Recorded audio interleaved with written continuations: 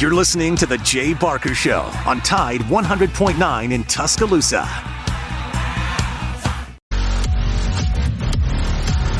Thanksgiving is in 1 week. I know I didn't need to remind you. That's actually me saying aloud so that I will remember.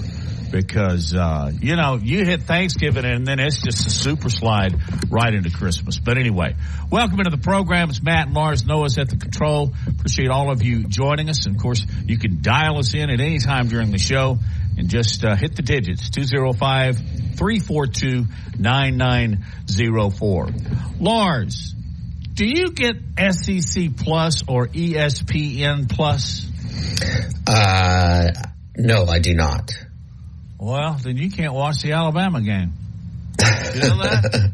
I guess I went through much of this week and leading into this thinking it was just going to be on, the SEC network. It is not. It is on SEC Plus and ESPN Plus. So what's a man to do, especially with his kids running around the house, throwing stuff at your TV?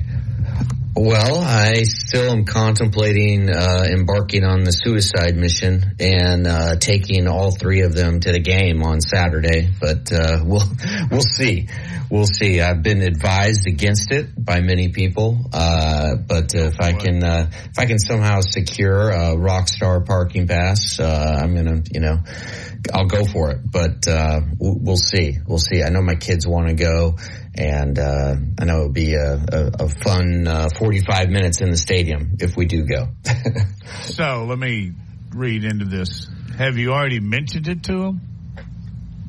Yes. Yeah. Okay, it's over. You're gone. You're yeah. gone. Okay. The backlash you will receive by not going is going to be far more adventurous than taking them over there. So I plan on going as well, so I'll see you over there. Right. Yeah. And the cool thing is, like, you just want to have these experiences with your kids when they're young, not just for being in the moment, but I'm all about living in the moment. But then it becomes like this thing that you talk about, and you reflect upon and you bring up in conversation, and it gives you just sort of more, it just, not as if the bond needs to be tightened anymore between father and son and father and daughters, but it just adds a richness, right, to the relationships. And so hopefully we can do it, and we'll see. We'll see. I'm a little trepidatious. Again, I've taken them to Birmingham Stallion games with you. But see, the thing is, I'm not gonna have Matt Coulter to help here, so we'll, and you've seen them at Stallion games. They're good for the most part, but, they're also accustomed to like luxury suites when they have gone before with other people. And, me, I'm a man of the people. Like, we're sitting in the nosebleeds in the end zone.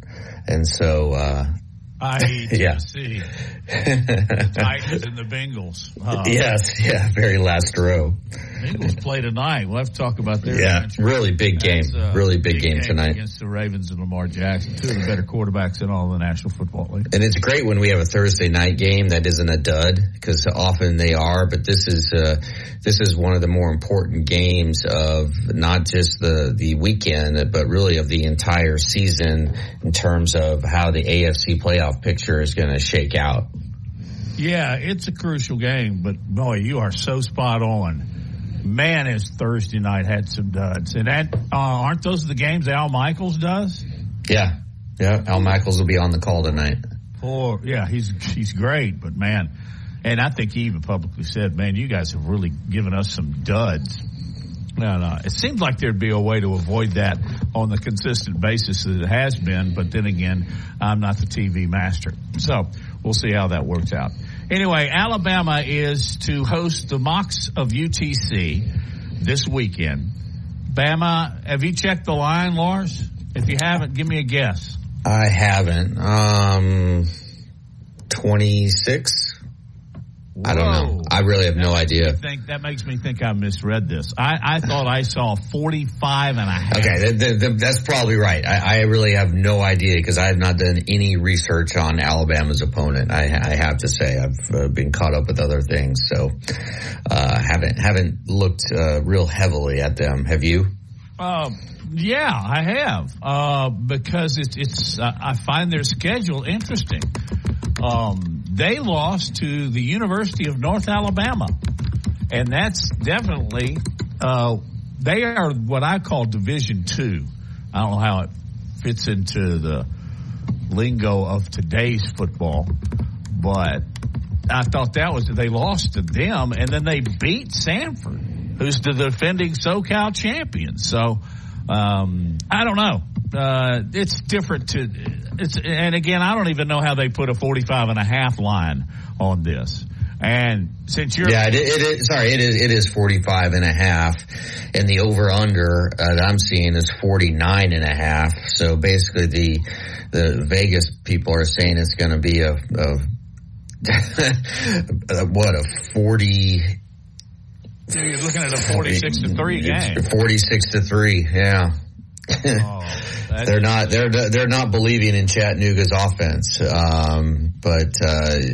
Yeah, I mean, from what I'm seeing, that they have 3 receivers with over 40 receptions this season, 2 with over 50, pretty solid quarterback.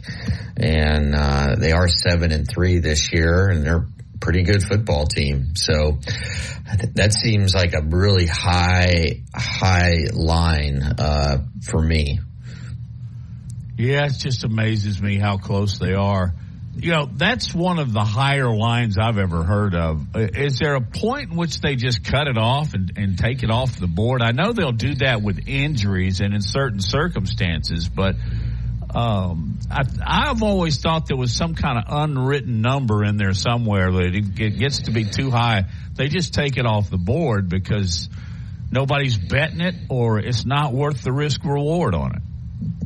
Yeah, and but I mean, one reason why Alabama lines are traditionally high is because there are a lot of people who gamble in this state, and a lot of people take Alabama regardless, and that is always going to artificially push the spread up a little bit in Alabama's favor.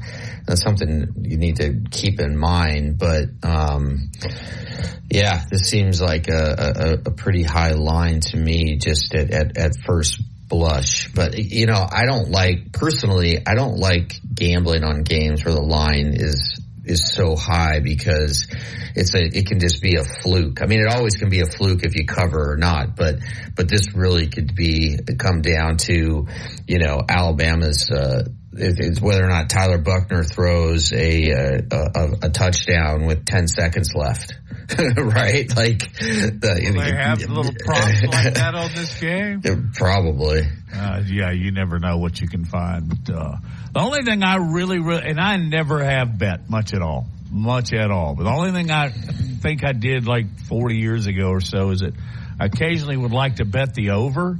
Because, man, when the over's over, it's over. You know what I mean? Yeah. Once they've gone over that number, you could go play in the street, do whatever. But they can't. How often? That's the thing. Like, I think people are always inclined to bet the over because you want to see scoring. And I believe in these primetime games, I just read a statistic, these Thursday night games, the under is hit like almost 80% of the time. Because again, really? people love to hit the over, and yeah, I think it's because of short week of practice, short week of prep. This game is a little different because you have 2 opponents who know each other very well, and they already played each other this year. Ravens won by 3 in Cincinnati. And, but that was when Joe Burrow wasn't Joe Burrow. He was hurting, obviously. But now tonight, the Bengals are without T. Higgins. They're without, Sam Hubbard, a really good defensive end. And it's a banged up group. Jamar Chase may not be 100%, although, it wasn't 100% last week with a back issue, and still still went for over 100 yards receiving. And for Baltimore, I know they're missing Staley, their starting left tackle. That could be an issue for them. But I think it's a tough game. We'll get into it in more depth, but I think it's going to be a tough game for Cincinnati. But in a lot of ways, it's a must win for Cincinnati because they are 1-4 in the AFC.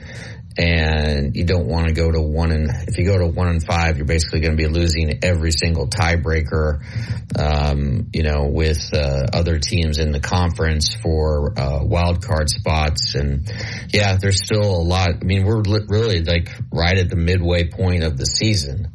And so it seems weird to say for a 5-4 team that this is a must win. But, given that Cincinnati they got a really tough schedule.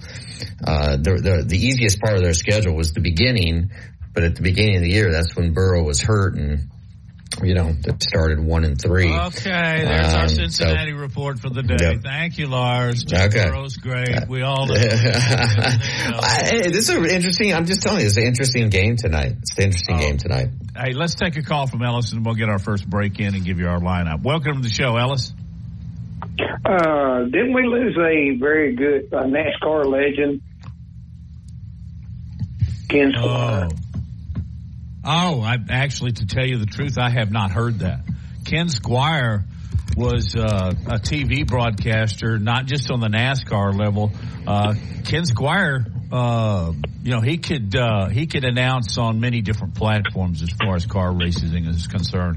And I didn't know that, Ellis. When did? Yeah, he did. Yeah, it just was announced. Let's see. He died last night. 8:20 Eastern Time, 7:20 Central. It was Dave Moody, right, who put out a tweet about it. His Sirius XM partner and motor MRN announcing partner died when. Yeah, so yes, you're correct. Ken Squire, 88, passed away late Wednesday evening. Yeah, he's run a lot through NASCAR, though. But I seen it on Twitter. I still say Twitter. It was I follow Dale Jr.'s site on Twitter, so that's when I seen it this morning. Was when I was scrolling through Twitter this morning.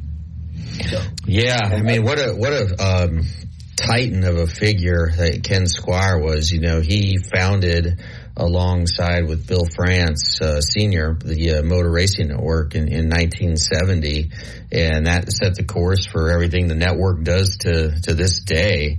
And from 79 to 97, as you know this, Matt, he was the lead commentator for NASCAR on CBS and did the same for TBS from 83 to 99. So he was the voice of NASCAR for a long, long time. Yeah, real long time. Ellis, I appreciate you bringing that to our attention because I was not aware. I was not around him very much, but I always had tremendous respect for what he did for NASCAR. He was the first inductee into the NASCAR Hall of Fame as a broadcaster, so I think that tells you how everybody in the sport feels about him. Oh, yeah. Remember, he called the famous 1979 Daytona 500 on CBS to that nationwide audience because the East Coast was undergoing that massive snowstorm. And I think about 15 million watched as Squire called Richard Petty's victory as Bobby Allison and Cale Yarborough were trading blows. They done more than trade pain after the race. That was back when it was NASCAR. Yeah, it's changed quite a bit, hasn't it? Yes. Ellis, good call. Thank you for the information. Appreciate it very much. Yes, sir. Y'all have a good day. Did you see what happened to Roy McIlroy yesterday in Dubai? It's quite funny. We'll talk about that and more as you listen to Big Noon Sports. Tide 100.9 Tuscaloosa weather. It has been a gloomy start to our Wednesday, folks, and it looks like for the next few hours we're going to be dealing with some areas of light rain and drizzle that should continue to break up even more as we're heading to the afternoon time. And then more scattered light rain starting to press in for the overnight hours. Gusty with that northeasterly wind for today, gusts to 25 miles per hour. Highs for today, upper 50s. We're going to be pretty much holding into the 50s through the night and then warming to the upper 60s for tomorrow. A little more sun, rain tapering early. I'm meteorologist Jennifer Naramore on Tide 100.9. It's 73 degrees in Tuscaloosa. Securing the best mortgage possible requires a lender who has knowledge, is trustworthy, and treats customers like family. And no one is better at all of this than the mortgage miracle worker, Haley Sansing. Based right here in Tuscaloosa, Haley Sansing has spent decades working in the mortgage industry. With Haley, it's personal, holding your hand from contract to close. With Haley, it's about one thing, you. Call Haley on her cell, yes, her cell, 205-792-1813. That's 205-792-1813. Let Haley help you. NLMS number 230376. From T-Town to the Plains, this is Alabama's most in-depth analysis on the SEC. This is Big Noon Sports.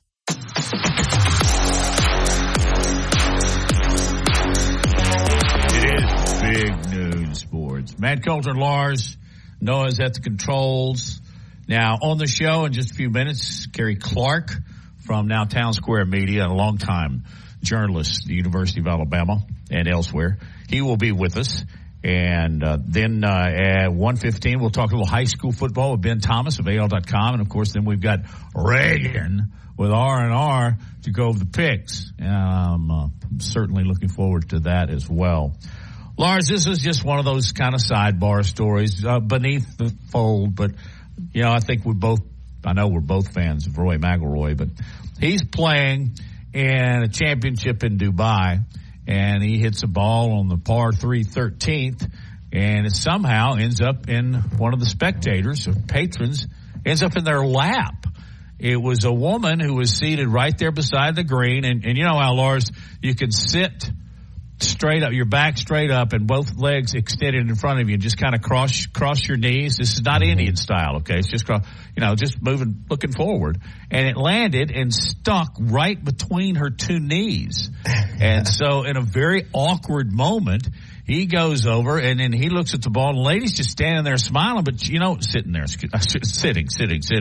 But she did the right thing. She did not move. Yeah, that's the amazing thing. Like, she was shrewd enough to stay perfectly still until Rory reached the ball to make sure that, no rules were broken or anything. Yeah. And then continue the story, though. Oh, he gets better. He said, referee, and everybody's chuckling and laughing. And so, he goes over to the lady and then he calls and the official comes over and they say, you just take the ball and then place it beneath where her two knees were. She can get up. So he does that. In the meantime, he helps pick up her purse and all her belongings. And then, as far as I know, unless he holed out the shot, that's kind of the end of the story unless you have more flavor. Well, no, he acted like he was going to actually hit the ball out of her lap. Yeah. So, and then the fans just loved it. And, he was just joking around and he was actually unable to get up and down to save par. So he ended up getting a bogey but yeah, I mean, it was just a really unique interaction, and I love it when, sports aren't scripted, right? And so you're just always just sort of reacting to what's happening, and the fact that Rory could have some fun. And also I think he just really respected the fact that this fan again knew the game well enough to know, hey, just sit still because your inclination is going to be like, oh, I gotta move, right? And I don't think anybody told her, anybody gave her any instructions. She just knew to just sit there and be perfectly still, and she was. It's always amazed me and how people at a golf tournament, a Rory or a Tiger or a JT hits an errant shot into the not roped off or the roped out part, and it'll bounce over there kind of among the trees or whatever, and then it'll come to a standstill, and hundreds of people run over just to stare at a little golf ball. I've always wondered why people do that, especially if you're 5 deep. What are you going to see anyway? Are you checking it? Are they all that interested in the player's lie?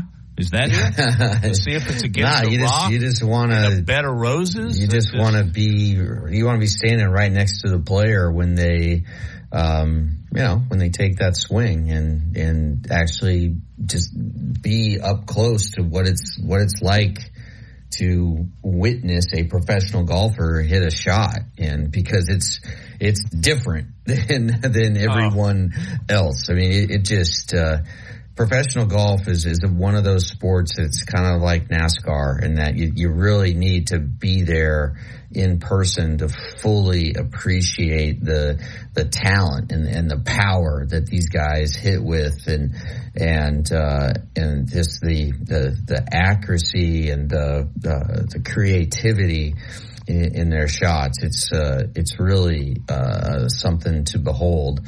But Matt, I did want to just shift gears before we get to our first guest really quick.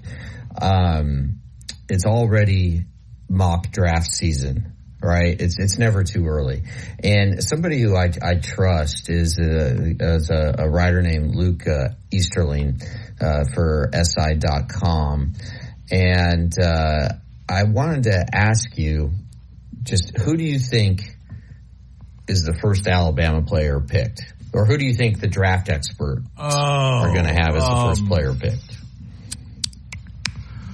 My first reaction would be Kool-Aid McKinstry. He has Dallas Turner going number 7 to the Rams. And interestingly, and I think this is going to be a big debate in the draft, is which quarterback goes number 1 overall? Is it Drake May from North Carolina, or is it Caleb Williams? It's going to be a debate that is just going to be, raging as soon as the season is over. I think I'd go Drake May, and Luke has Drake May going number 1 overall to the Bears. Now, do the Bears give up on Justin Fields? That's a whole nother question. But he has Caleb Williams going number 2 to the Giants. But okay, so Dallas is the first Alabama player off the board. Again, Dallas Turner going number 7. And then the next Alabama player is the guy that you just mentioned. Kool-Aid. Kool-Aid going 13 to the Broncos. And he's not done yet there. Interestingly, he has Bo Nix in the first round. And he has Jaden Daniels going in the first round as well.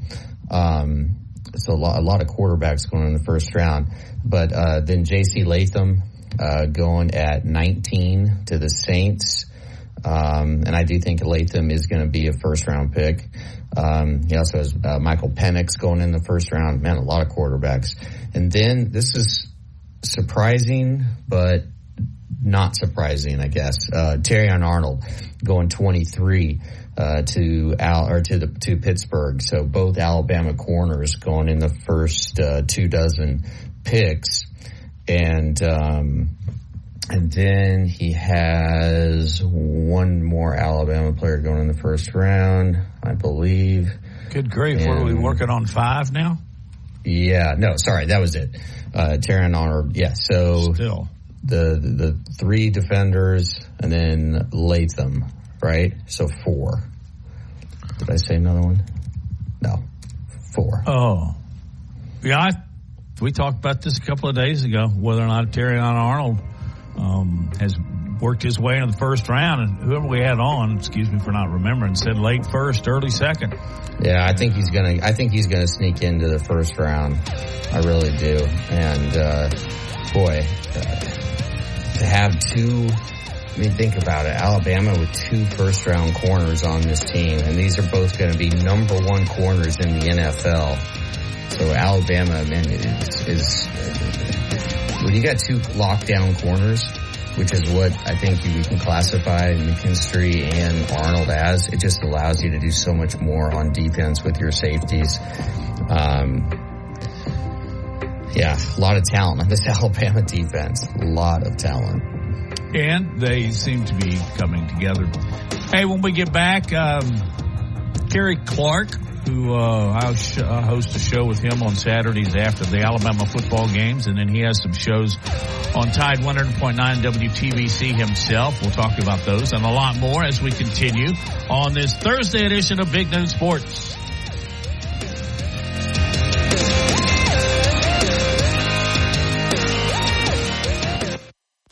Thompson is known as the Bama Broker. She's a Tuscaloosa native, an Alabama graduate, and the only realtor in town with Wall Street experience. A skilled negotiator, Laura Lee knows how to buy low and sell high. And the Bama Broker isn't just going to show you houses. No, Laura Lee is going to educate you on the market, guide you to homes that fit your budget, and teach you how to sell your home for its maximum profit. Throughout the entire process, the Bama Broker will equip you with the tools you need to both buy a home and build financial wealth through home ownership. Trust me, the Bama Broker, who's as roll tide as houndstooth, will get you across the goal line. That's Laura Lee Thompson, the Bama Broker with Advantage Realty Group. You can reach her at 205-790-7229. Again, that's 205-790-7229. And you can also email her at lauralee@thebamabroker.com. That's lauralee@thebamabroker.com.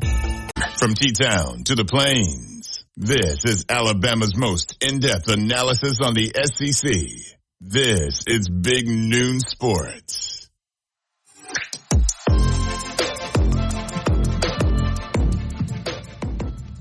And based on that intro, Kerry Clark fits perfectly in here. Kerry Clark is now with Town Square, handles a lot of their digital. If you go online, I'm just going to let Kerry explain in a minute. How do they read you? How do people get in touch? You just go to what we do to listen to us. You go to Tide, right? Yeah, Tide1009.com. And most of my articles go on some other websites as well, but that's the one I truly write for. And I've got several up already today. I'd love to have people go over there and click on them, man. I want to ask you real quick, because we hear sound bites from just about everything Saban does. Did you find anything interesting when you interviewed the players, the 3 players on Tuesday? Yeah, I thought it was really cool how a couple of them compared redshirt freshman guard Jaden Roberts to the Hulk, because he's such a weight room warrior, and no matter how many plates they put on the bar, he seems to lift and press with ease, and he's just a physical specimen, and his blocking has borne that out since he got inserted into the lineup out in College Station. So I thought it was pretty cool how 2 different ones called him the Hulk. It's impressive. What other stories do you have up right now? What have you been working on? Oh, gosh. The SEC put out a long memorandum to people planning to attend the game in Atlanta in a few weeks, including the pregame concert on Saturday by Darius Rucker, which I thought was pretty impressive. Let's see. I'm working on one right now about the Zoom call Nate Oates just got off of a few minutes ago, where he talks about the upcoming opponent and talks about the improvement in his offense and defense. Just several. Working on one where I predict this weekend's SEC games. Got a lot going on there on Tide 100.9. And what is the SEC game that catches your eye this week? Wow. I liken it to working at a bakery, Lars. It's Cupcake Saturday. So that's a good. Are there any two playing each other? I mean, I hate to say this, but I'm not. I haven't even reviewed the whole thing yet. Anyone who has, feel free to chime in. I've been concentrating on Alabama Chattanooga. I'm excited about the possibility, and you can't say this around Nick Saban, but I'm excited about the possibility of seeing some backups play Saturday. And, we learned a long time ago not to mention that to the head coach because he doesn't want to take anyone for granted. And Chattanooga is a decent 7-3 team in their conference, but they haven't come up against anything like they're going to come up against this Saturday. So I'm looking forward to seeing, Matt's guy, Justice Haynes, who's also my guy, get some more carries. He got a few in Lexington, but I think he'll get a lot more this week. Guys like Richard Young. And it always intrigues me in that final home game against a non-conference opponent when it's not the Iron Bowl, when it is senior day, it intrigues me to see which walk-ons that have either never played or barely played get a little action in the fourth quarter. I love that. And you know what? That's been going on since you and I were in school. Bryant used to do that. He would pay special attention, especially to get those walk-ons in, even for one snap. Kerry, I don't know if you went to class with guys like that, but I did. And when you saw them the following Monday, they were so high, in the words of Richard Petty, they could go duck hunting with a rake. And I find it just really outstanding that teams still do this. And Alabama's one of them. Nick Saban's paying close attention too. Is he also going to will he be looking at his roster as far as true freshmen are concerned, and whether or not they, sometimes if you play them, they'll lose their eligibility? Are there situations like that he should be concerned with? I don't think so, because the ones they plan to redshirt have played very sparingly. Some of them have only played against Middle Tennessee, and some of them haven't played at all. So I think that the people, he's got so many analysts on the staff, probably over a dozen, and they keep up with that kind of thing for him, so he doesn't have to think about it. But he certainly knows the skinny, and that's all taken into account. But, it wouldn't surprise me, like in the fourth quarter, if we got another glimpse of Dylan Lonergan at quarterback, who we haven't seen since Middle Tennessee, and they do want a red shirt. That's an example of one. Speaking of Dylan, here's a crystal ball question for you. What does Alabama's quarterback room look like next year? It'll be smaller. I think you've got Julian Sayin coming in from California, who everyone says is a clone of Bryce Young. That's a lot of pressure to put on a kid, but his high school tape backs it up. You got him coming in, and you got several guys that didn't get past the scout team this year. And then you have other people that know that Milroe is coming back. I don't think Eli Holstein will be back, who's on scholarship from Louisiana. I think he'll be in the portal. I think it's probably, and I shouldn't say this, but you're asked for a crystal ball, so I'll give you one, Lars. I think it's probably very likely that Ty Simpson goes in the portal. And I think it's even more likely that Tyler Buckner goes in the portal. So it'll be a smaller room, but it'll also be a more competitive room. Don't you think Tyler Buckner will end up maybe not even in a Power 5 school? He'll drop down and get a lot of play. If he wants to play. Yeah, if he wants to play, that's a good thing. I don't see it. On him. He did not look ready to play against. We've talked about that. Clearly. Hey, this subject extended. You're a big Justice Haynes guy. I have been ever since I saw him in the spring and then some of his tape back in Georgia. But he would be somebody that I would have a lot of focus on re-recruiting. You would hate to see that talent go into the transfer portal. Is that a possibility? It is if Roydell Williams and or Jason McClellan decide to forego or decide to use their COVID year. Either one of them could and come back next year, but they're both going through senior day, so I don't think they want to. But people that go through senior day have been known many times in the past to have second thoughts and come back and play the next year. So I think it depends on what those two guys do. If at least one of them leaves the program to put their name in the NFL draft, I feel great about Haynes coming back. I really do. But then you have a guy like Jam Miller who's all of a sudden burst into the rotation. And what the Alabama coaches have got to sell Haynes on is, if these two guys leave or if one of them leave, you're going to be on the field next year. You're going to play a whole lot more than you did this year. Yeah, you got carries against Midland, against Kentucky, and one other game, and I think he'll get a ton of carries in the third and fourth quarter Saturday. But they've got to sell him on, you're going to be a regular part of this rotation next year. Just stay with it.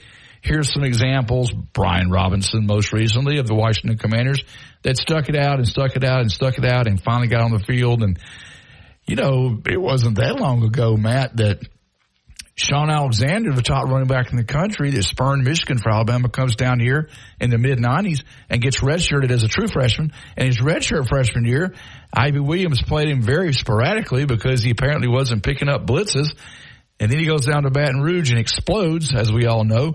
So if patience is a virtue in the process of Nick Saban, and I'm sure that's going on daily in meetings with Justice Haynes, and he has played every game on special teams. He's a key member of the kick coverage and kick return units and such as that. He's going to get a letter as a freshman and get that nice jacket and all that, but he wants to play running back, and I think they're going to sell it to him that the rotation will have room for him next year, which if things go as planned, it certainly will.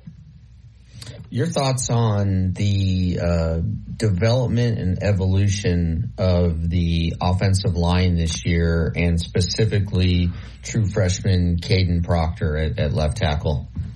I think Proctor started out struggling mightily, and the stats bear that out regarding the number of sacks he was giving up and the other penalties he's being called for, whether it be holding or false start or what have you. And then the last couple of games, he settled into a different type of guy. The hope going into the season was that he could have like an Evan Neal type freshman year, and people kept wondering, well, why aren't they putting Latham over there and letting the kid play right tackle where there's less pressure on pass protection? But they felt like they had a better line with J.C. Latham at right tackle, so they went ahead and gambled, and they stuck with Proctor, and they let Pritchett push him a little bit, and that only made him better. Pritchett has played some snaps at left tackle, but it's 90% really been, or 85% been Proctor. So Proctor has finally improved to the point that he's becoming a legitimate SEC left tackle as a true freshman. It took over half a season to get there, but he's there now.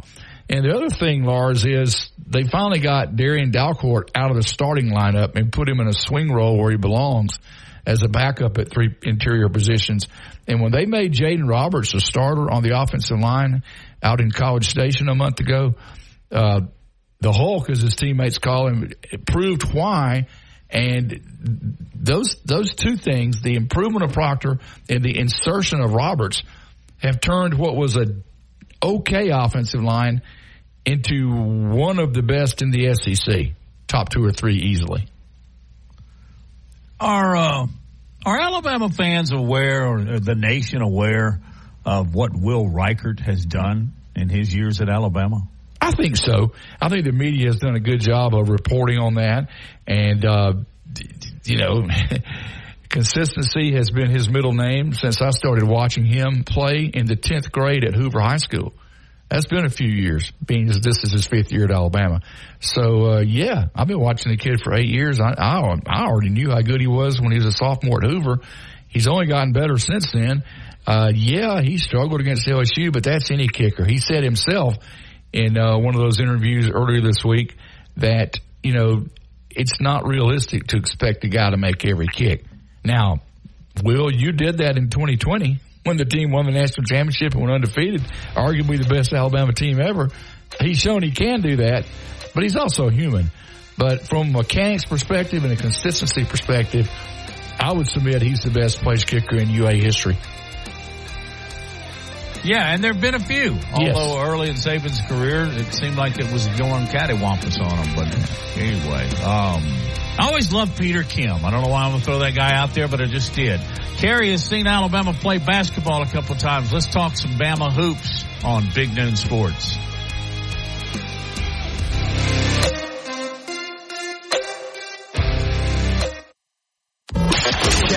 Christian and Corey Miller every weekday here on Tide 100.9. Coming up on the Miller's Edge, it's a thirsty Thursday. It's our time to visit with one Stephen M. Smith in his own words. By the way, I saw him talking to Paul Feinbaum. We'll check in with him, get his thoughts on Alabama, Chattanooga, Alabama, and Georgia, and we'll take your phone calls right here on a Thirsty Thursday. Tune in 11 to noon to hear Christian and Corey Miller break down everything from college to the pros on Tide 100.9, the home of Alabama sports. Yeah. We all Securing the best mortgage possible requires a lender who has knowledge, is trustworthy, and treats customers like family. And no one is better at all of this than the mortgage miracle worker, Haley Sansing. Based right here in Tuscaloosa, Haley Sansing has spent decades working in the mortgage industry. With Haley, it's personal, holding your hand from contract to close. With Haley, it's about one thing, you. Call Haley on her cell, yes, her cell, 205-792-1813. That's 205-792-1813. Let Haley help you. NLMS number 230376. Tide 100.9 Tuscaloosa weather. It has been a gloomy start to our Wednesday, folks, and it looks like for the next few hours we're going to be dealing with some areas of light rain and drizzle that should continue to break up even more as we're heading to the afternoon time. And then more scattered light rain starting to press in for the overnight hours. Gusty with that northeasterly wind for today, gusts to 25 miles per hour. Highs for today, upper 50s. We're going to be pretty much holding into the 50s through the night, and then warming to the upper 60s for tomorrow. A little more sun, rain tapering early. I'm meteorologist Jennifer Naramore on Tide 100.9. It's 75 degrees in Tuscaloosa. More Big Noon Sports coming up.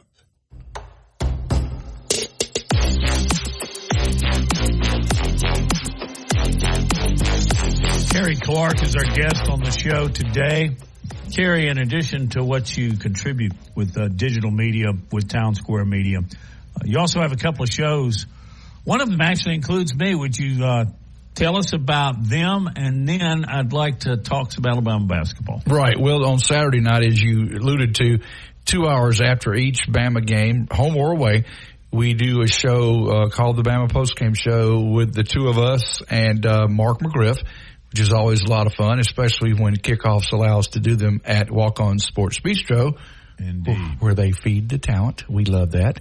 And we're all about some walk-ons on that show. And Friday nights, I have two different shows. One is called Friday Night Live from 6 to 9, and we talk about high school games in progress as well as preview the following day's Alabama game. And then from 10 to 11, I have the Last Call Scoreboard Show, which is nothing but final scores from high school games all around the state, including call-ins from people who attended the game, sometimes on our behalf and sometimes just as boosters of said school or parents or what have you. We get reports from whoever we can get them from.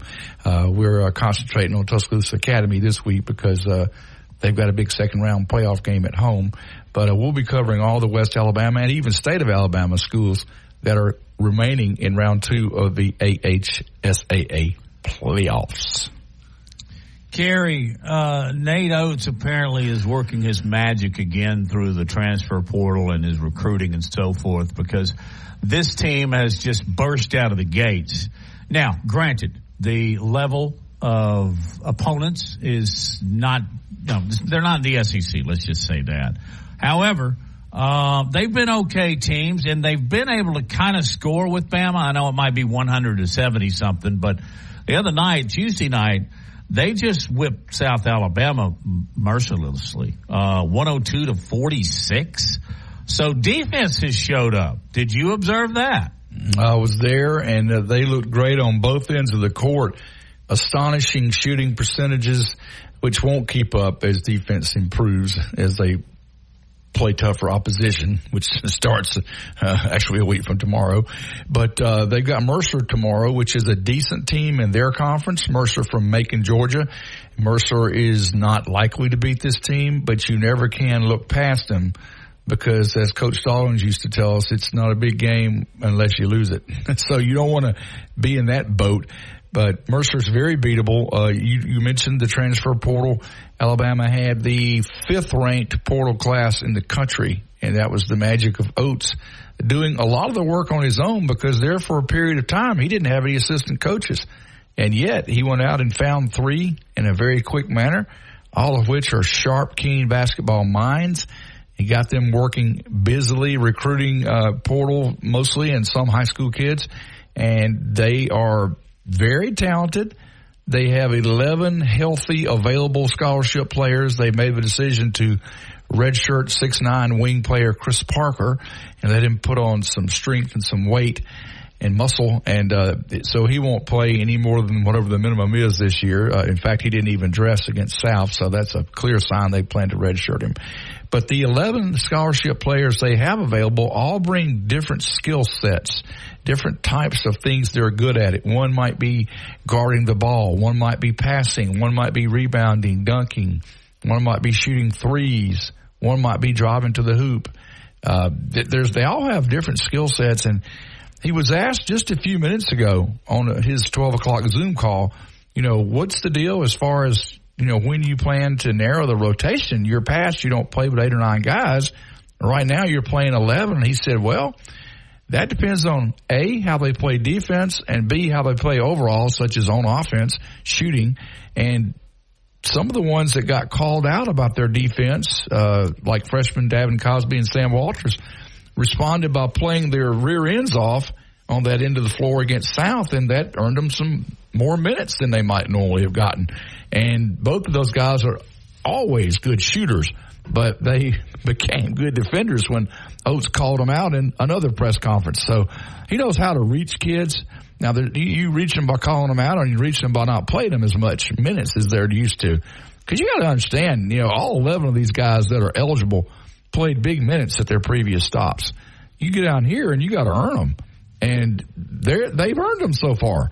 So he said maybe against Ohio State a week from tomorrow in Destin, Florida at a Thanksgiving tournament, if it's a tight game for 40 minutes or whatever, the rotation might get cut down 1 or 2 guys, but it's going to depend on how they play and practice between now and then.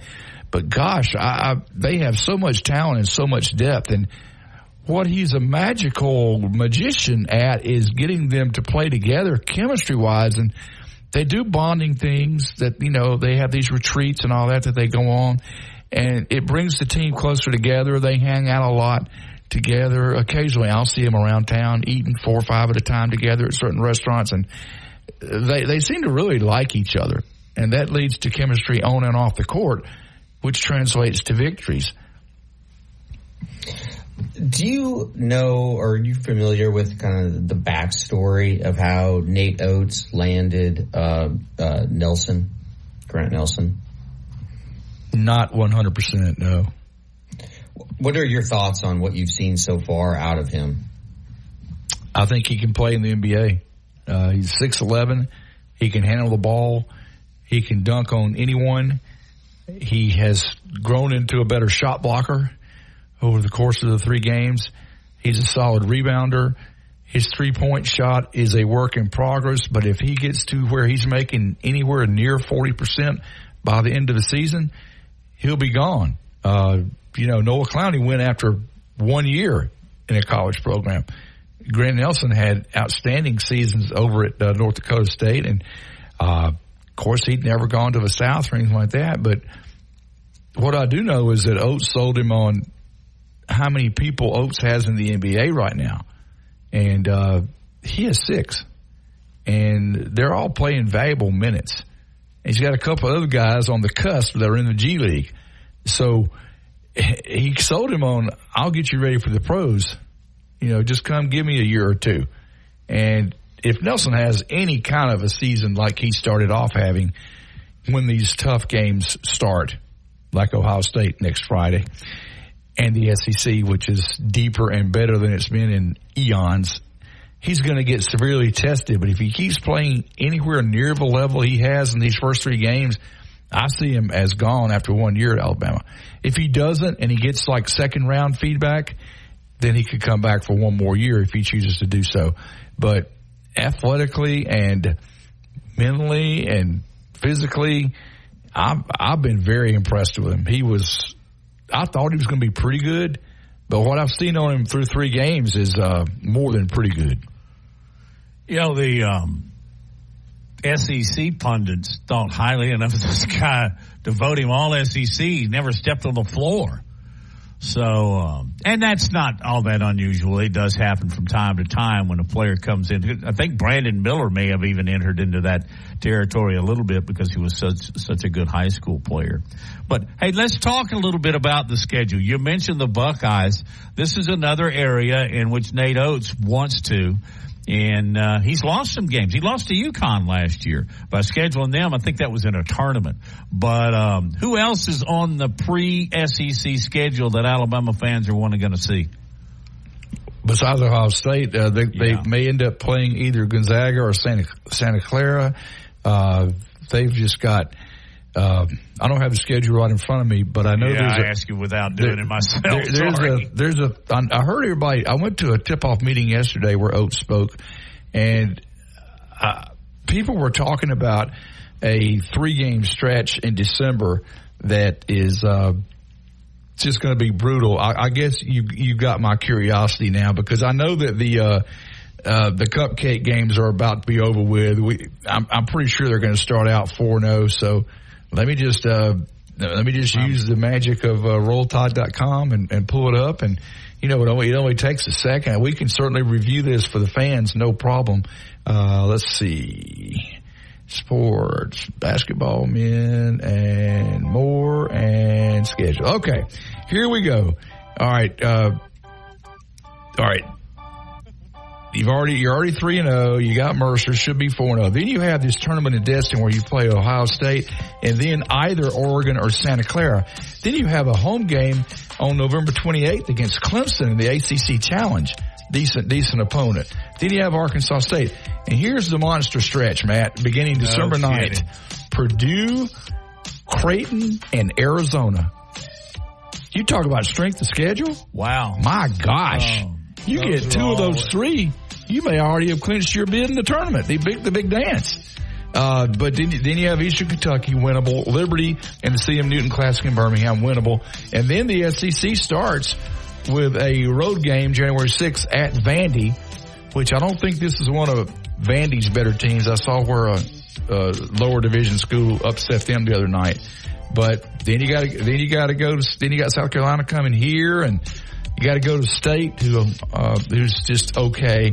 And then it gets to be the grind. Missouri, Tennessee, Auburn, LSU, at Georgia. It's just their strength of schedule is going to end up being top 10 in the nation easily.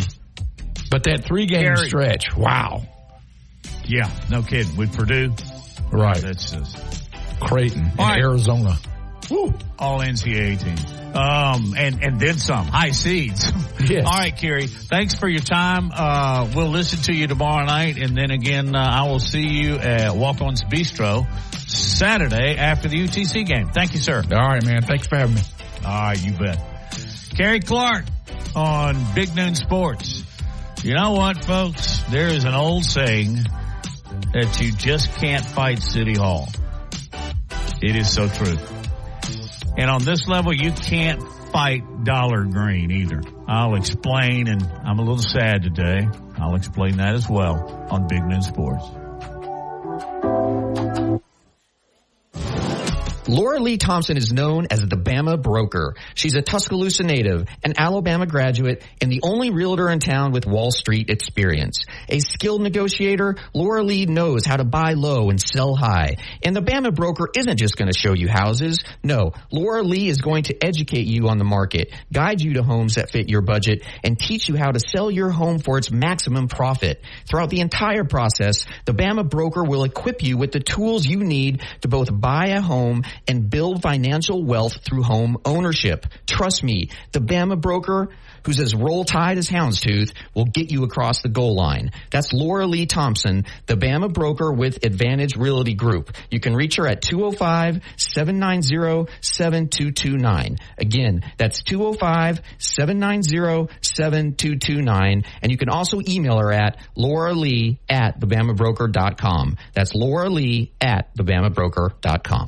WTBC Tuscaloosa and W265CG Tuscaloosa, a Town Square media station. Tide 100.9 and streaming on the Tide 100.9 app. From the Fox Sports Studios in Los Angeles, here's Monty Bolaños. MLB owners voted today and unanimously approved the Oakland Athletics' potential move to Las Vegas. The A's are expected to play in a variety of sites after their Oakland Coliseum lease expires after the 2024 season, including at the Giants ballpark in San Francisco and Summerlin, Nevada at the A's AAA site. This is according to USA Today. In college sports, the WWE and the Big 12 have formed a new partnership around the Big 12 championship game that will include a custom-made championship title belt going to the game's most outstanding player. This is according to ESPN. And according to Yahoo Sports, the two remaining schools in the Pac-12 conference, Oregon State and Washington State, have re-engaged with Mountain West officials over a 2-year football scheduling alliance with the league that could lead to a long-term partnership or even a merger. This is the Big Noon Sports Network.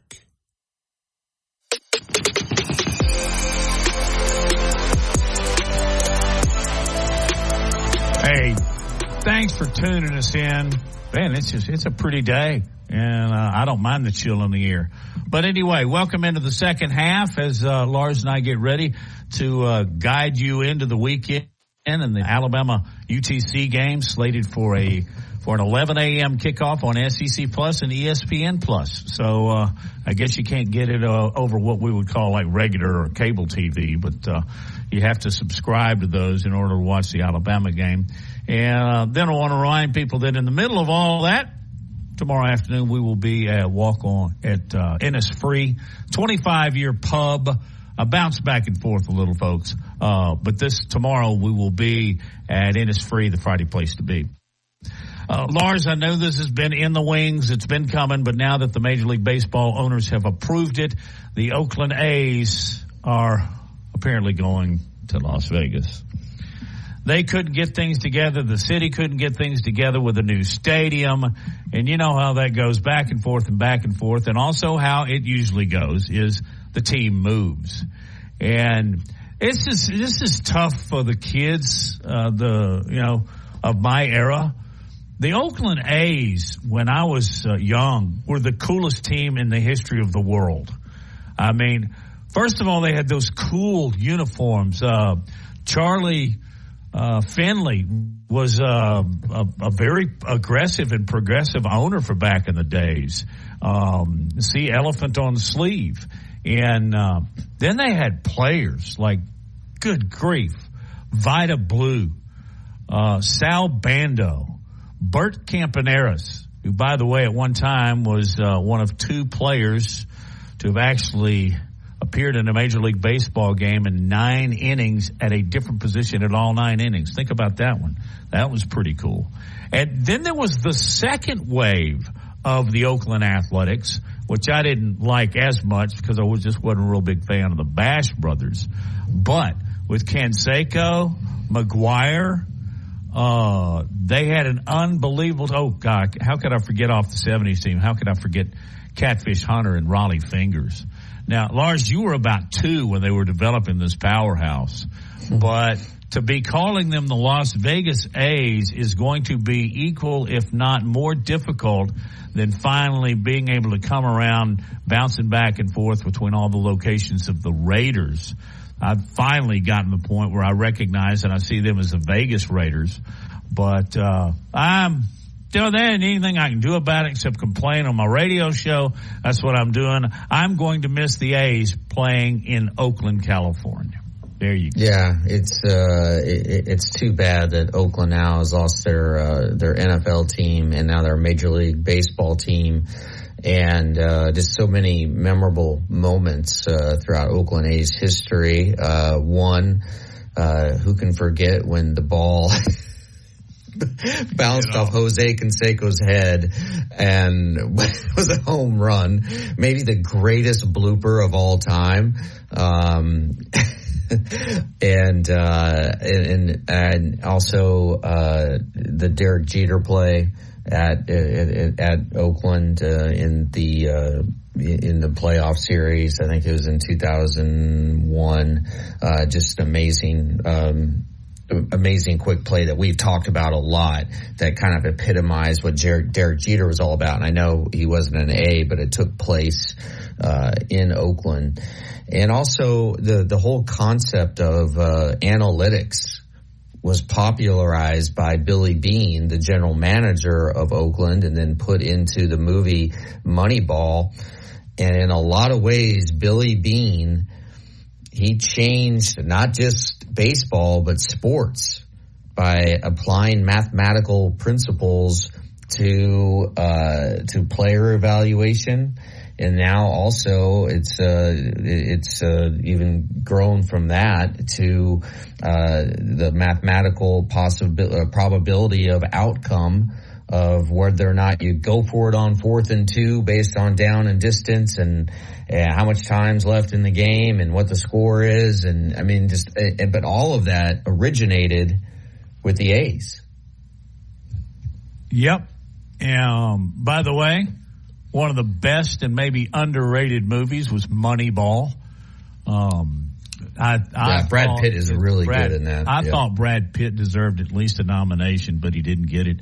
And Jonah Hill is fabulous in that movie. And then, what's the guy's name? And unfortunately, he's passed away. Great actor. He played Truman.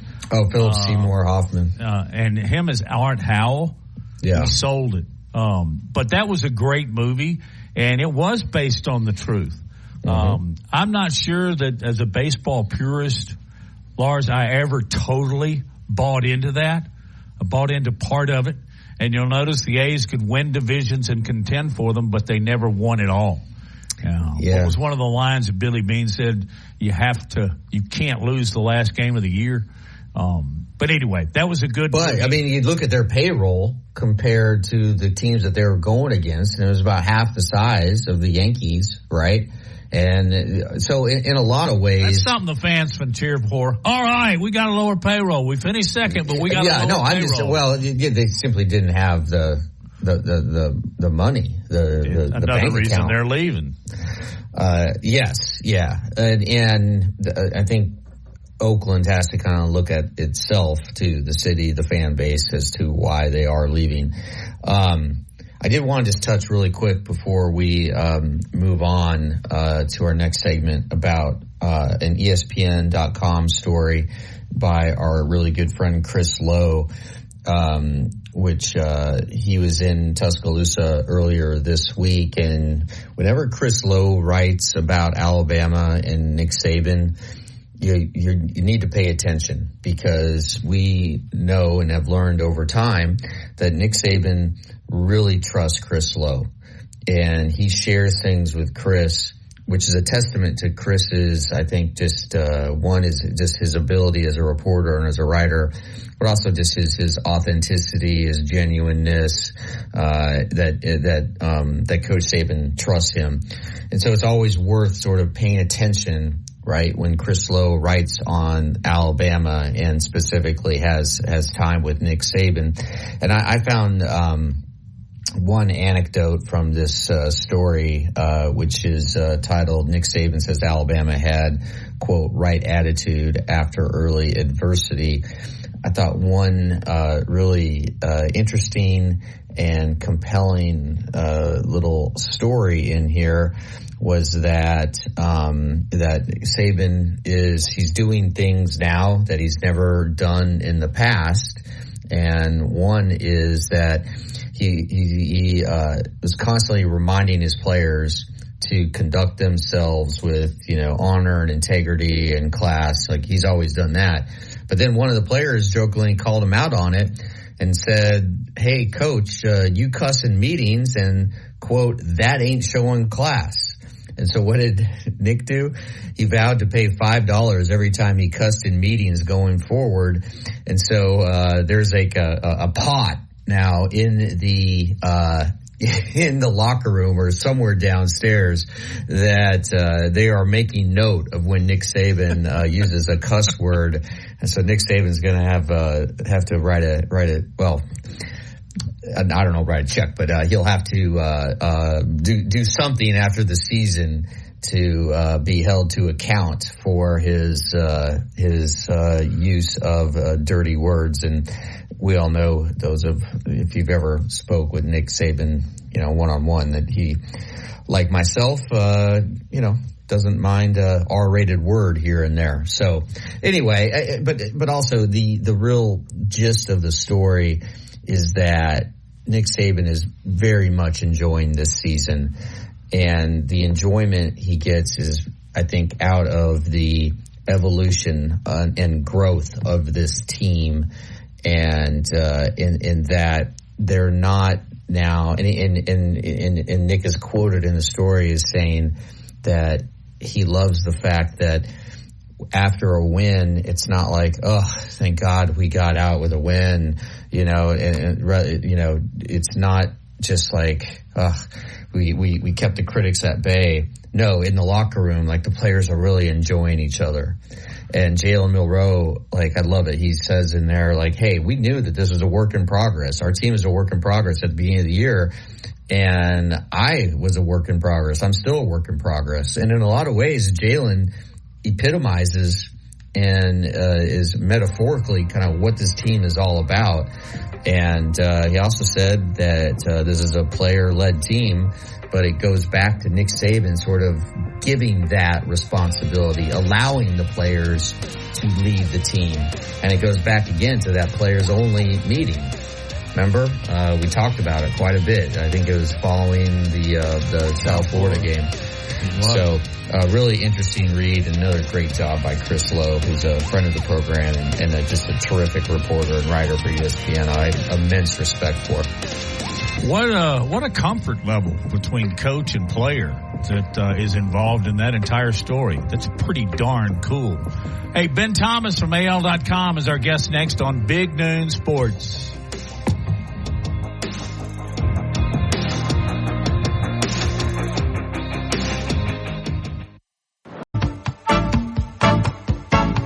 Securing the best mortgage possible requires a lender who has knowledge, is trustworthy, and treats customers like family. And no one is better at all of this than the mortgage miracle worker, Haley Sansing. Based right here in Tuscaloosa, Haley Sansing has spent decades working in the mortgage industry.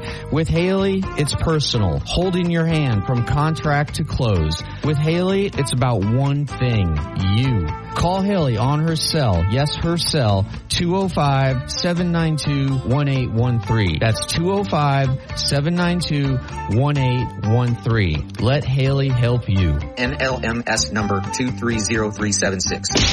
Tide 100.9 Tuscaloosa weather. It has been a gloomy start to our Wednesday, folks, and it looks like for the next few hours we're going to be dealing with some areas of light rain and drizzle that should continue to break up even more as we're heading to the afternoon time. And then more scattered light rain starting to press in for the overnight hours. Gusty with that northeasterly wind for today, gusts to 25 miles per hour. Highs for today, upper 50s. We're going to be pretty much holding into the 50s through the night, and then warming to the upper 60s for tomorrow. A little more sun, rain tapering early.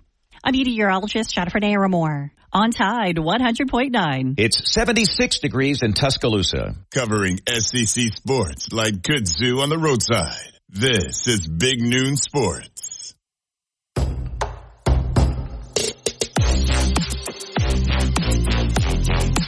Joining us on the show from AL.com, their high school sports editor, is Ben Thomas, and he is this year and before become a very good friend of the show. We appreciate him joining us because we are about to get real deep into the playoffs. Ben, how are you? How are things in your life?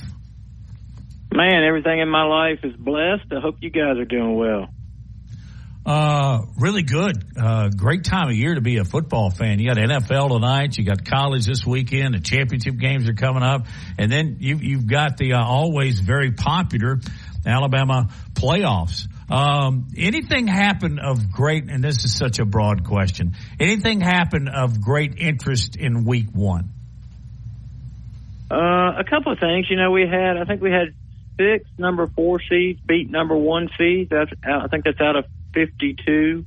So we did have a few upsets. I mean, I thought the biggest thing was probably UMS Wright going to Central Clay County and winning that game. Central Clay was the number 1 seed, and UMS, most people think of UMS as being a stalwart, a deep playoff team, and usually they are, but they have not been very good this year, and in fact would not have been in the playoffs had Viger not forfeited a game to them. But they go up there and win a 7-0 game against the undefeated Central Clay County team. And the interesting thing about that matchup was you had the 2 winningest coaches in state history matching off. Terry Curtis now has 355 wins. The UMS Wright head coach, and Danny Horn has 351. So that was probably the biggest upset storyline of week one, I would say. But there were some other good ones as well. I find it very interesting as we go into the second week. There are a lot of really good teams that we could take advantage and take a look at. But I'm going to do something very, very unfair. Can you run 1 through 7A and tell me who maybe 1 or 2 of the teams might be the ones to keep up with? Yeah, 1 through 7. Every classification. Yeah, just each classification. Give me a couple of teams in each that you think has really got a chance to win it all. Yeah. It would have been much easier if you told me just 7A, but I can. Yeah, I know. I could probably, but here's the deal, Ben. I could probably do 7A. So if we just want to do some of the larger schools, that's okay too. Because when I hear 1A, I say Maplesville. So my knowledge here is very limited. Yeah, let me do the best I can. In 1A, you're right. Maplesville's always good. They're playing at Sweetwater this week. Another team, a lot of the 1A teams, it seems like we see them every year at this time. Leroy is the reigning state champion. They're 10-0. They're a very good story because their coach, Jason Massey, was deployed at midseason, so he's not with them. He's overseas somewhere. They host Georgiana this week. Brantley is still alive. They're usually a threat. Like I said, Maplesville plays at Sweetwater. That's going to be a good game. And Elba is a team to watch because there's a junior running back there named Alvin Henderson, who is just having a fabulous year. He's one of the top recruits for next year's class. They're going to host Millry this week. So look out for Alvin Henderson there. That's a big storyline. And then up north, a little ways, Coosa Christian up in the Gadsden area. They've been in the news this year because this is a team that had to forfeit 4 games earlier in the year for having some ineligible players, but they've made the playoffs anyway. They made the semifinals last year. They're at home. So you look at their record, it's 5-5, but, like I said, 4 forfeits. They're a dangerous team. They play Lynn on tomorrow night. So that's kind of 1A.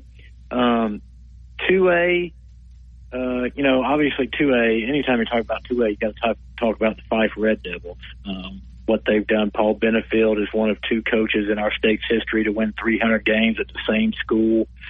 He did that earlier this year. Fice's alma mater. He's been there 27 years, and just unbelievable what they do there. If you've never seen Fife play a football game, if they get to Tuscaloosa this year, you need to go watch them because they're kind of the anti-normal team that we see these days, and the fact that instead of spreading everybody out, they're bringing everybody close together. They're all up on the line within the range of the center and running it right at you and throwing about 3 passes a game. So kind of old school football that just works well for them. One matchup, maybe one of the top matchups this week in this all of the state in this classification, especially Highland Home going to BB Comer. That's 10-1 Highland Home. They've got a junior commit, Caleb Falk, who's committed to Auburn already. BB Comer was in the finals last year. They've got a really good player named Kamori Harris.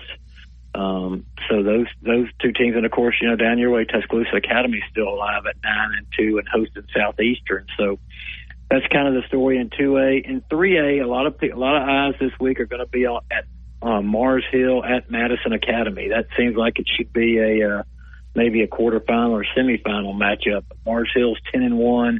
Madison Academy's 11-0. They got a running back named Ken Cherry that's having a really good season. That's one of my top games to look for this week in the state.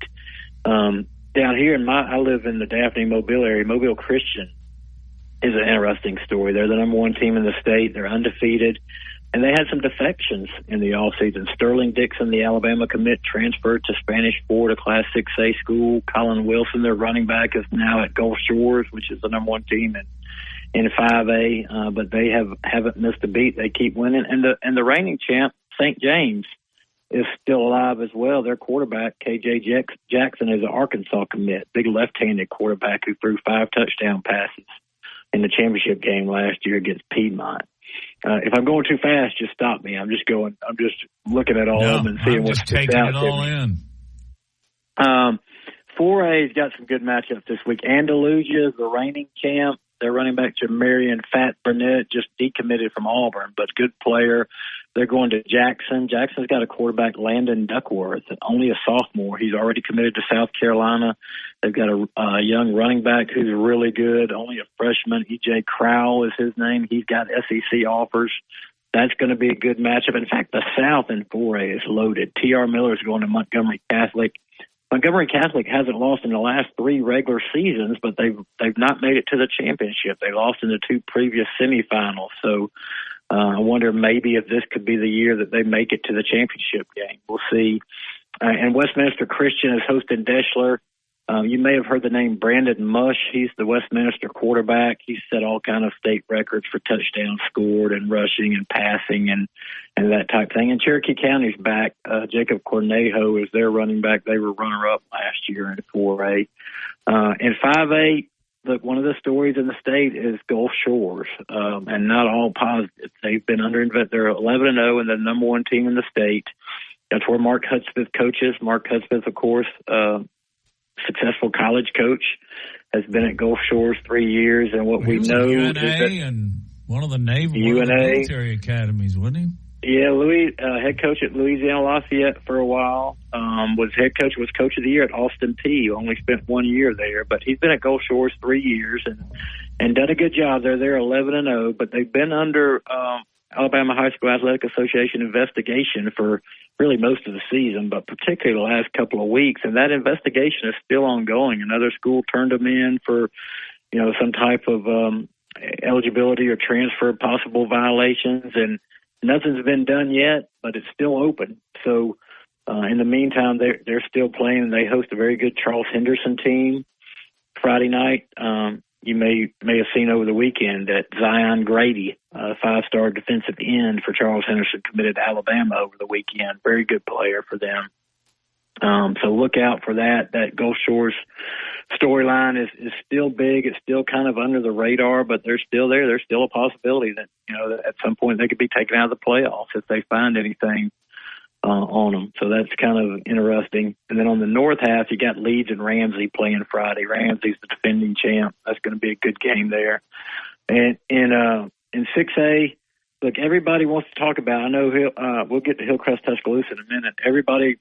A lot of people outside of Tuscaloosa want to see Saraland and Clay Chalkville play for the state championship. Saraland is the reigning champs. They're 11-0. I think when I was on with you guys last time, if you haven't seen Ryan Williams play, you got to see that guy play. He's the reigning Mr. Football. He's an Alabama commit.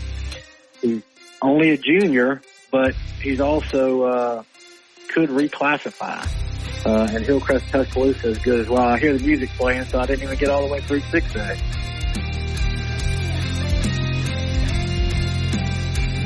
Guys, hello. I'm right here, but we're going to go ahead and go on. Noah, if you can kind of just lower the volume a little bit of the music. We're going to go on. I've always thought, and particularly what they did to some of the teams in 7A, like they beat Thompson. Clay Chalkville was a team to beat there. In 6A, yes, Clay Chalkville and Saraland are going to be, like I said, I was going there. Jalen Mbakwe is a quarterback and an Alabama commit for Clay Chalkville. And so a lot of people think those two teams will play at Bryant-Denny Stadium in the championship. But Hillcrest Tuscaloosa has got a chance. They got Helena this week, and then if they get past that, they get Saraland next week. I think that game will be at Saraland, 2 undefeated teams, so that would be fun. And then in 7A, you know, we're down to 8 there because there's one less round. It looks like Central Phoenix City and Thompson are probably the teams there. But anything can happen, you know, in that Birmingham area. They're all rematches from the regular season, and then Auburn's going to Central Phoenix City, and then the outliers are Enterprise and Mary G. Montgomery, which won his first ever playoff game last week. That's my maybe not short enough version of 1A through 7A. Hey, what have the Rebels done? Vestavia fell on some hard times immediately after Buddy Anderson retired, but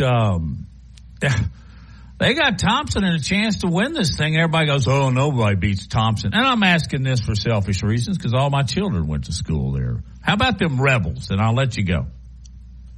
They've had a good year. They've done a good job, and I think they do have a chance this weekend. Now, I didn't pick them. It's kind of like picking against Alabama. I mean, you know, you're not going to get very far if you make that pick a lot. But you know, their only loss was to Thompson, 21-3 earlier in the season. You know, they're the second seed in that, or I guess the third seed in that region. But Robert Evans has done a good job there, and I think they got a chance against Thompson. Thompson has been good. I mean, they're 9-1. Obviously, Clay Chalkwell was the only team to beat them, and I would favor Thompson at home, but it wouldn't stun me if Vestavia Hills won that game. Ben, you do a great job, everybody. You can dial him in on AL.com. We appreciate your time, and we'll do it again here in a week or two. Thank you, sir. Hey, sounds good. God bless, guys. And God bless you, too. Ben Thomas from AL.com. When we get back, it's what everybody waits on through 4 days of the week. You're waiting on Thursday. You're waiting on Reagan Starner from R&R.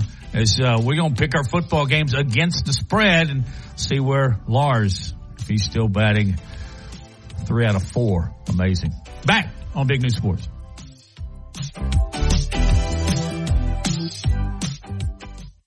Built to win. Touchdown, Alabama! Built for championships. Throws intercepted, Alabama. Built by Bama. Alabama is still Alabama. The Crimson Tide play here. Join us Saturday as the Crimson Tide take on the Chattanooga Mocs. Our coverage begins at 8 a.m. on your home for Alabama football. Brought to you by Birmingham Racecourse. BirminghamRacecourse.com. You can be a winner too. Laura Lee Thompson is known as the Bama Broker. She's a Tuscaloosa native, an Alabama graduate, and the only realtor in town with Wall Street experience. A skilled negotiator, Laura Lee knows how to buy low and sell high. And the Bama Broker isn't just going to show you houses. No, Laura Lee is going to educate you on the market, guide you to homes that fit your budget, and teach you how to sell your home for its maximum profit. Throughout the entire process, the Bama Broker will equip you with the tools you need to both buy a home and build financial wealth through home ownership. Trust me, the Bama Broker, who's as Roll Tide as Houndstooth, will get you across the goal line. That's Laura Lee Thompson, the Bama Broker with Advantage Realty Group. You can reach her at 205-790-7229. Again, that's 205-790-7229. And you can also email her at lauralee@thebamabroker.com. That's lauralee@thebamabroker.com. Best sports talk in Alabama. This is Big Noon Sports.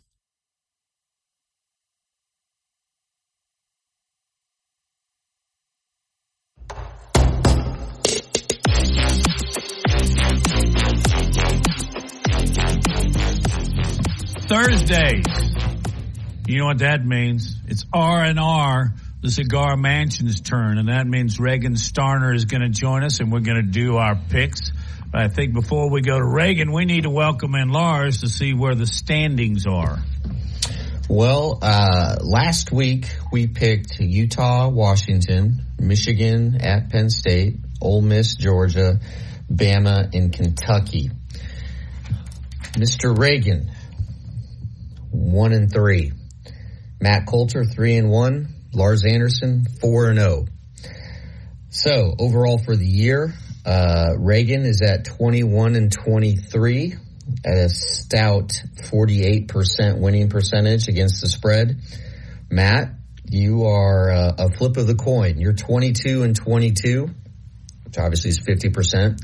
Yours truly, now up to 34-10 at a rip-roaring 77% winning percentage against the spread. Reagan, are you gonna turn it around this week? I mean, I don't know. Oh, enthusiastic. Oh man, you're bringing the energy, Reagan. Come on. Reagan, you still there?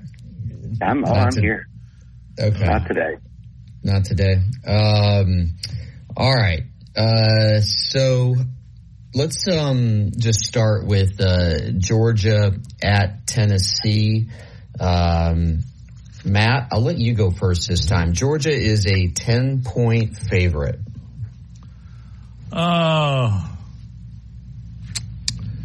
I gotta believe that Tennessee's not playing as well as they were earlier in the year, are they?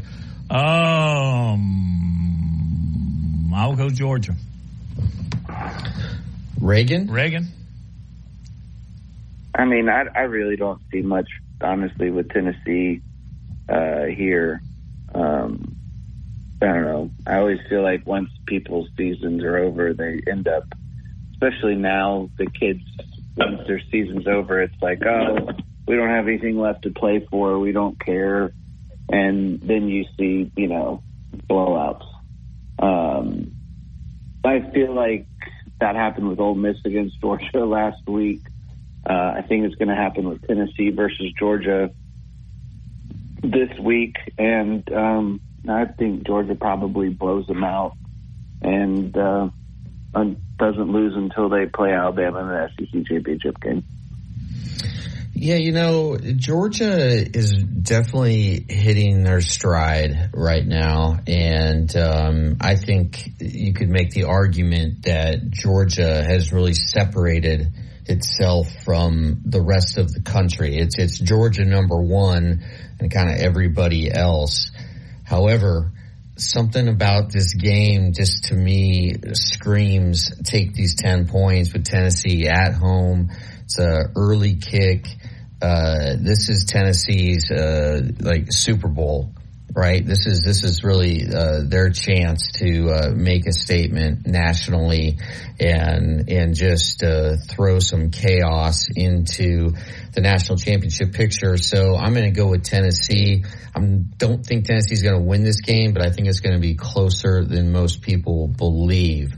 All right, a real interesting game out on the West Coast in Eugene, Oregon, in Corvallis, Oregon, Oregon State. Oregon State is hosting Washington, and Matt, somewhat surprisingly, Oregon State is a 2.5 point favorite. I guess that's all about the home field advantage. What do they say? It's worth 3 points. Yeah. I got to go with the Huskies. My goodness, the number 5 team in the nation. Hello, you're getting points. I don't care if it's on the road or not. I know Oregon State's an improved football team. Has been over the past couple of years. But if I can get Washington in points, I'm taking it all day long. Reagan? I mean, what does it say about you that you're the number 5 team in college football or number 4 team in college football, whatever the college football playoff has them ranked this week, that you're an underdog to a team with 2 losses? I don't know. It seems kind of weird to me. Best 4 teams and all that. But, somehow Washington and Oregon are still 5-6, despite playing nobody, beating nobody, and being underdogs. That being said, how dare you put Michael Penix as an underdog? I don't know how you do that. He is your player. He's your Heisman winner, right? I have always bet on Penix being mightier, and until the day comes when he needs something blue, I will continue to bet on Penix, and I am taking him this weekend, and I will be taking the points that Washington is getting. Yeah, this is another interesting game here. So this is the 108th meeting all time between these two schools.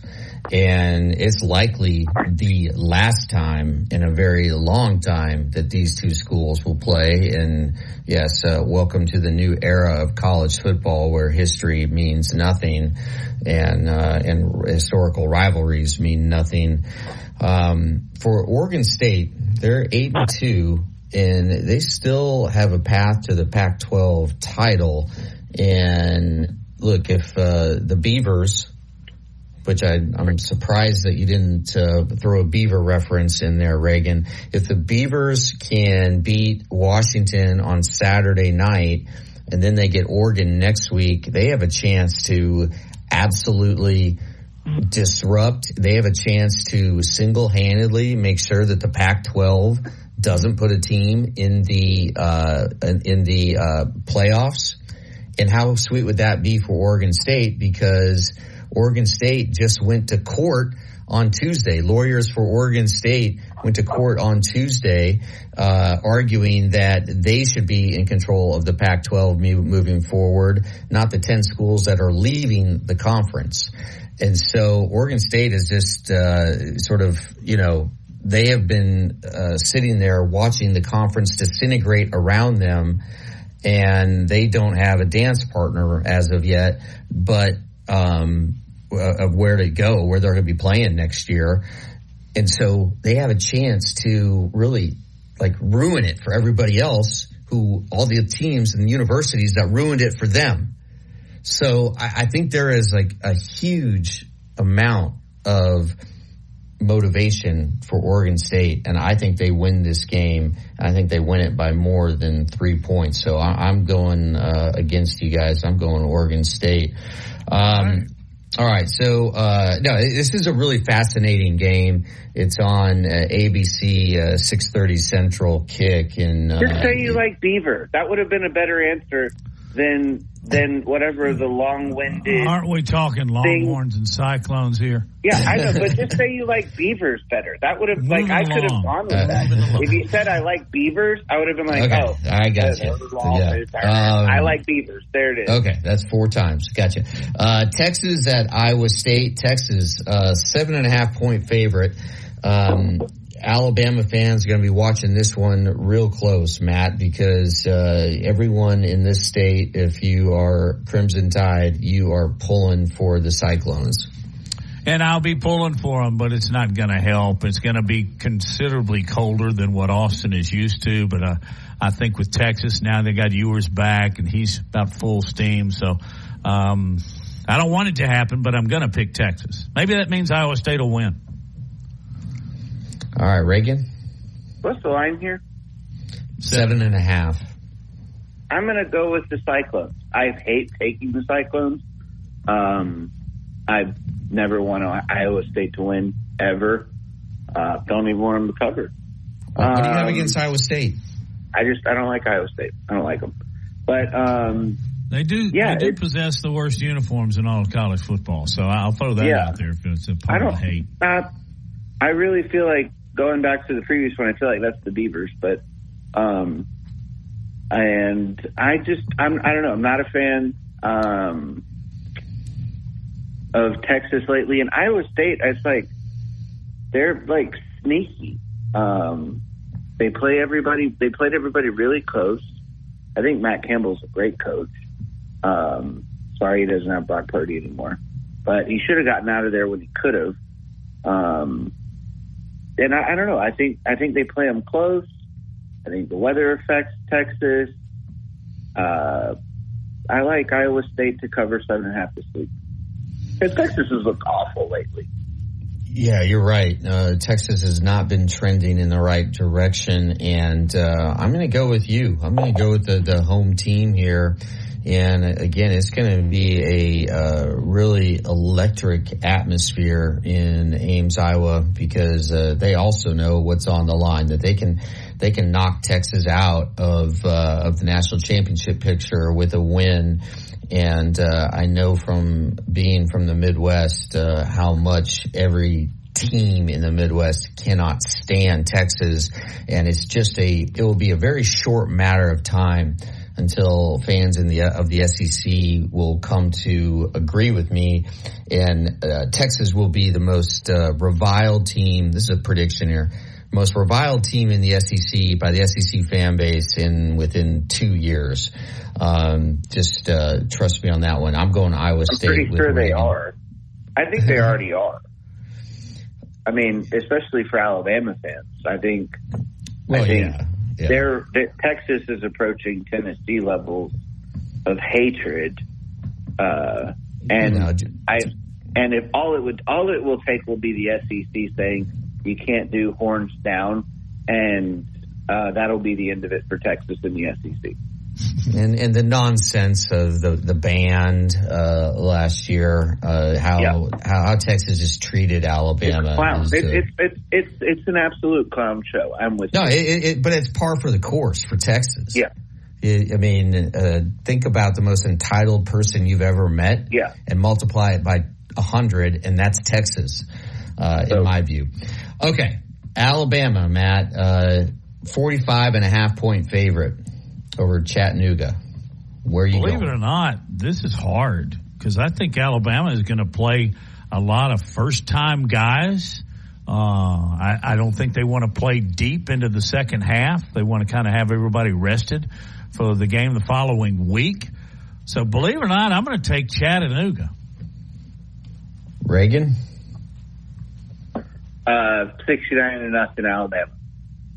Yep. I think that means he's taking the time. And that could happen, but I don't know. I feel like Alabama's forces will be pulled back on very early in this one. I mean, you just look at this. If Chattanooga scores 10 points, that makes it a tall hill to climb for Alabama to cover. And, it could be a flukish play, but I do think it'll come down to the end with Alabama's, 4 stringers out there. Does somebody score late? But I'm with you, Matt. I'm going Chattanooga, obviously not to win the game, but I do think they cover that really big number. Okay, Reagan, what's going on at R&R? We are just getting ready for Thanksgiving. We've got our new website. If you haven't checked out our website, go to our website, check it out now. You can use the promo code BIGNOON to get 20% off your orders. And we've got all kinds of stuff going on there. We just got in a bunch of our holiday stuff. Great time to come in there. We've got, I'm assuming, new bourbons coming in the next couple weeks with the allocated bourbon season releases dropping. So great time to be at the mansion and get all your fun stuff. Fun times. And I'm about to have a kid, so I may or may not be there. So, which could be good for you, could be bad for you if I'm not there. Some people, they might prefer it if I'm not there. But here we are. I don't know about that. Reagan, come on, Reagan. Thanks, man. Appreciate your time, as always. I'll see y'all next time. Thanks, brother. Appreciate it.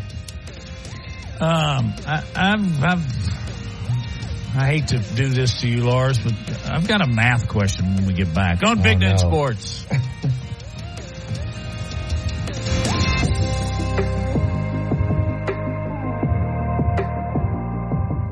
Marketing your Securing the best mortgage possible requires a lender who has knowledge, is trustworthy, and treats customers like family. And no one is better at all of this than the mortgage miracle worker, Haley Sansing. Based right here in Tuscaloosa, Haley Sansing has spent decades working in the mortgage industry. With Haley, it's personal, holding your hand from contract to close. With Haley, it's about one thing, you. Call Haley on her cell. Yes, her cell. 205-792-1813. That's 205-792-1813. Let Haley help you. NLMS number 230376. Hi. Tide 100.9 Tuscaloosa weather. It has been a gloomy start to our Wednesday, folks, and it looks like for the next few hours we're going to be dealing with some areas of light rain and drizzle that should continue to break up even more as we're heading to the afternoon time. And then more scattered light rain starting to press in for the overnight hours. Gusty with that northeasterly wind for today, gusts to 25 miles per hour. Highs for today, upper 50s. We're going to be pretty much holding into the 50s through the night, and then warming to the upper 60s for tomorrow. A little more sun, rain tapering early. I'm meteorologist Jennifer Naramore on Tide 100.9. It's 76 degrees in Tuscaloosa. From T-Town to the Plains, this is Alabama's most in-depth analysis on the SEC. This is Big Noon Sports.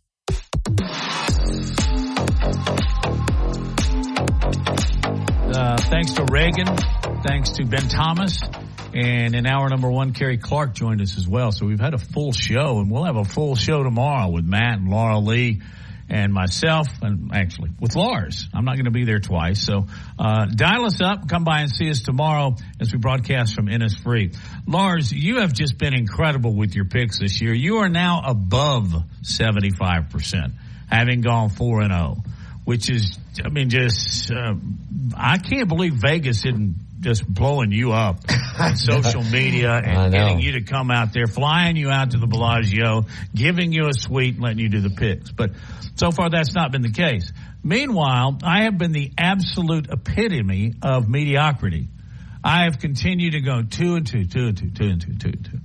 And then suddenly I go 3-1 and I'm at 500. I go 3-1 and Lars does the math and I'm still at 500. How does that happen? This is the second time you've done this. Yeah, that's right. You're actually 23-21. Excuse me. Why do you keep doing this to me, Lars? Yeah, I know. Kicking everybody's butt. You don't need butt. I'm glad that you caught me on that one. Yeah, you're 23-21. So that makes a big difference in the entire existence of the world. Yes, but 34-10 is absolutely unheard of, and I think it's the reason I'm winning at this clip is that I'm not putting money where my mouth is on air. I'm doing different stuff, and while I am on a bit of a run here. A little hot streak, nothing like 77%. Nobody wins 77% throughout the year. I mean, nobody. You know, the best gambler in history is like at 57%. Billy Walters, and as featured in the new book, The Gambler, by our buddy Armin Katayan. So, yeah, it's just luck. It's dumb luck is all it is. Well, I don't know. If this had happened the first 2, 3, 4 weeks of the year, maybe so. But I mean there's some magic going on here. What week? I think we're on week 12. Yeah, 77%. But I don't expect to continue at this rate. If I do, I am gonna purchase a place in Vegas and live there halftime. Hang on, they'll purchase it for you. Yeah. Well, as they say, those big buildings in the desert weren't built on losers. They always win. They always win. When you go to a casino, is there a particular game that you play? Like I just play blackjack. Yeah. It's about all I play. Yeah, me too. I don't even do the slots either. That's just a matter of, and people would like to do that, that's fine, but that's just pulling a lever and pulling a lever. I like to think. I like to try and outsmart. I like to do the odds. I like to do mathematics in my head. I don't count cards. I'm not quite that smart. I'm no Rain Man. But you can. Do you usually do pretty well? There was for a while that I was doing great every time I played. Last few times, not so much. In fact, the last couple of times, if it weren't for Karen, we'd have lost big. And she once doubled down on 16, and I'll never understand that. And of course, she won. She won. So 5 seats at the table. You'd rather be the first, second, third, fourth, or the last person receiving the card? I think I'd rather be last. But sometimes I would rather be first because I know how to play it. And a lot of other people don't. Yeah, a lot of people don't like sitting in that one hole there. I don't mind it because I make the right decisions, And you know what? The worst is when somebody who has no idea what they're doing is sitting in the 5 spot, and when they make a poor decision, and then that allows the dealer to get a card you wouldn't normally. The dealer wouldn't normally get and end up losing for the whole table. Yeah, they hit on 15 when the dealer's showing 14 and they get a jack. Yeah, exactly. Boom. Yeah. Boom. It's just like, table. Man, get out of that seat.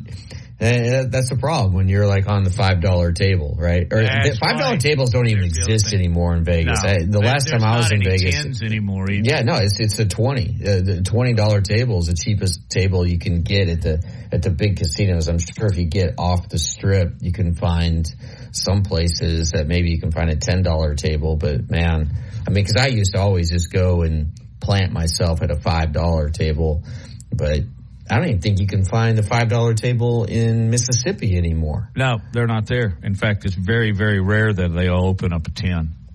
Because I've been over there recently, and I like going over there. And they're a big sponsor of this radio station too. And I've had many a pleasant experience over there in Philadelphia, Mississippi. All right, Lars.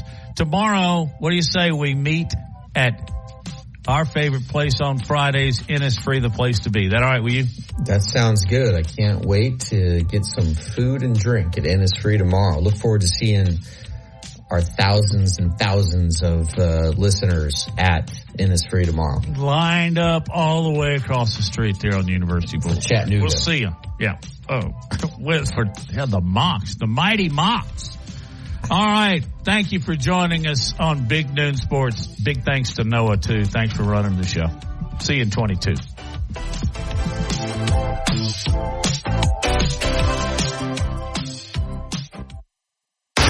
This Alabama